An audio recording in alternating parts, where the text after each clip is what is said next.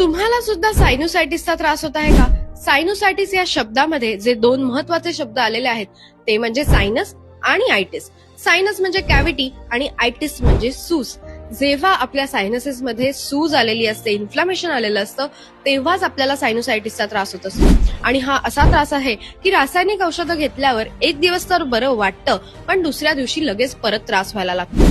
यासाठी आपली इम्युनिटी चांगली असणं खूप गरजेचं आहे. इम्युनिटी चांगली असेल तर आपला नॅझल पॅसेज जो आहे तो क्लिअर राहायला उपयोग होत असतो. कारण काय हळूहळू जेव्हा आपल्याला वरचेवर सायनुसायटिसचा त्रास होत असतो, त्याच्यानंतर पोस्ट नॅझल ड्रिप सुद्धा डेव्हलप होऊ शकते, फॅरिंजायटिस डेव्हलप होऊ शकतो. त्याचप्रमाणे रात्री खोकला येणं, ड्राय कफ येणं हे सुद्धा प्रॉब्लेम्स होऊ शकतात.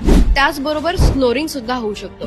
सो ह्याच्यावर आपण आयुर्वेदिक उपाय काय करू शकतो? साधे आणि घरगुती. तर एक म्हणजे निलगिरी ऑइल पाण्यात घालून त्याची आपण वाफ घेऊ शकतो, किंवा पुदिना, ओवा हे पाण्यात घालून त्याची सुद्धा आपण वाफ घेऊ शकतो. त्याचबरोबर आपण थोडासा त्या जागेला शेक सुद्धा देऊ शकतो. एखाद्या गरम फडक्याने आपण तिथे शेक देऊ शकतो. त्याचबरोबर तुम्हाला तन्वीची योग्य ती ट्रीटमेंट जाणून घ्यायची असेल तर कमेंटमध्ये सायनुसायटिस असं कमेंट करा. योग्य ती ट्रीटमेंट तुम्हाला जरूर पाठवली जाईल.